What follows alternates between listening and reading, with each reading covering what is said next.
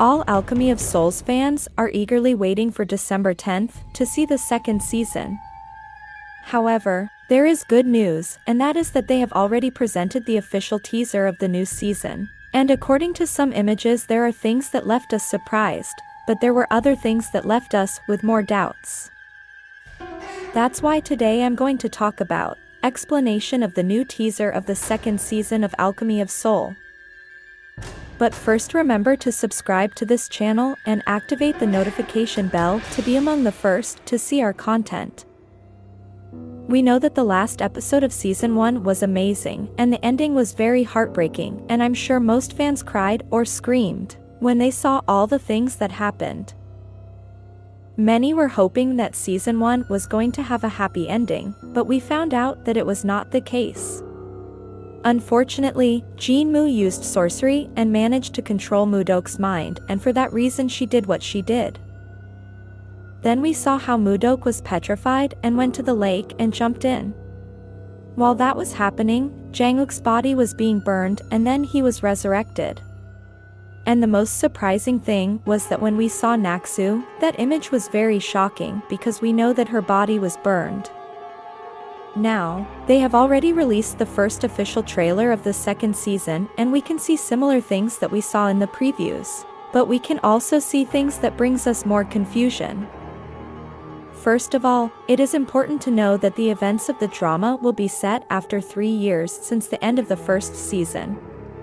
So the second season will start after 3 years from the story of the first season. We can see in the teaser Jang-wook sitting very thoughtful. Then we see how he pulls out his sword and fights with a soul shifter, which is the same one they presented in the teaser of the new season. We can also notice the ability that Jang-wook has with his sword and how he has improved his fighting skills.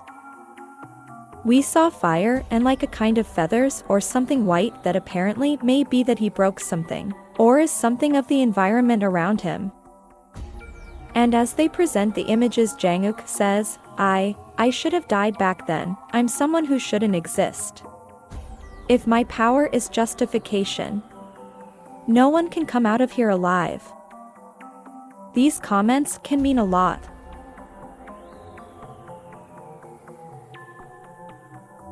When he says, I should have died back then, he could be remembering the things his father Jang-gang told him about the importance of him not opening his energy, so that he could live. He could also be remembering what happened to Mu-Deok and has remorse because he couldn't save her, because he then says that, I am someone who shouldn't exist. Then he says that, if my power is the justification, no one can leave here alive. Here he may be referring to the fact that he knows everything about his past and his prophecy. And as he has the knowledge that he was born with the energy of the King's Star and also knows that he resurrected, because he has the Ice Stone, he can recognize that he has the power to eliminate and do whatever he wants. Because of course he is very hurt by what happened. The interesting thing is that with these words he is apparently very aware of the power he has, and is also determined to avenge the death of Mu-Deok. When we see how he has improved his fighting skills, it makes a lot of sense to know that the story starts 3 years after the end of the first season. So with this information we know that Jang-wook, after being resurrected, prepared himself very well, and trained to be able to fulfill the purpose of doing justice or getting revenge for what happened to Mu-Deok. Now something that is very confusing is the image of a young woman wearing a white dress. When we see this image, the first thing we are going to think of is Nak-soo, because in the preview of the second season Nak-soo was seen wearing a white dress. But what is confusing is because Nak-soo rightly has her hand as if she was petrified, because she has the same mark that Mu-Deok had when she was in the petrification process. This can be very confusing, because many do not know if that girl is Mu-Deok, because she is the one with the mark on her hand, or is Nak-soo because she has the white dress. But if we see the image well, this girl has very black and long hair, and Mu-Deok's hair is not that color and it is not so long either. Also, that girl's body seems to be bigger than Mu-Deok's, so that doesn't make us think that this girl can be Nak-soo. But the question is, Why reason Naxu's hand is petrifying or has that mark that Mu-Deok had. Let's remember that Mu-Deok fell into the lake and 2 women rescued her, and we know that officially Mu-Deok will not be in this second season. So from this information we can think that they rescued Mu-Deok's body, but she really died and only Naxu's soul survived. We must remember that in Mu-Deok's body there were 2 souls, Buyon's soul and Naxu's soul.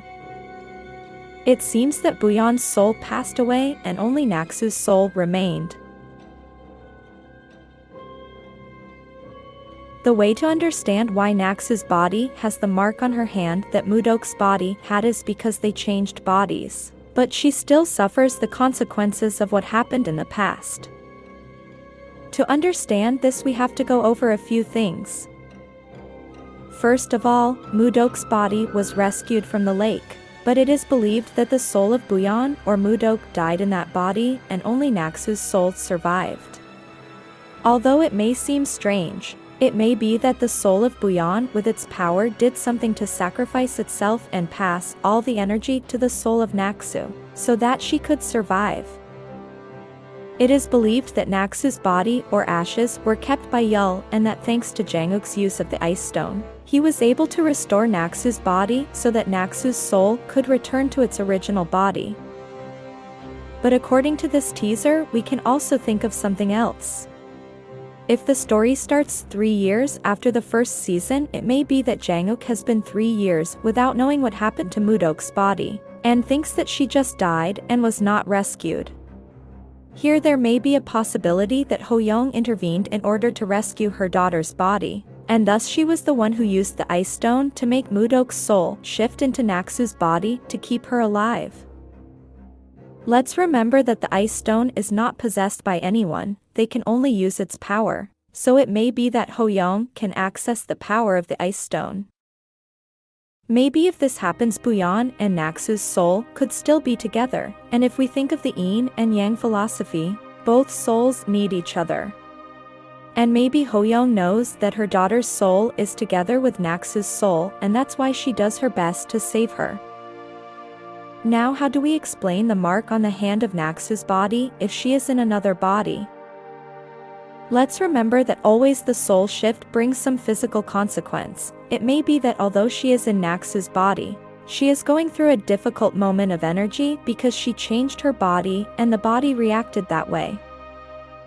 Let's remember that once Jinmu asked Jangang why the soul shifters became wild and he told him that when they shift souls it was as if they left open a space where the energy could go and that made them crazy. And it was a consequence of shifting the soul. If we go by this explanation, it is very likely that the process that Naxu's soul went through caused an energy imbalance in her hand, and it could also explain that the 2 souls could be in the same body. What do you think of the new teaser images? Leave your comments here. If you liked this video, like and share it with your friends.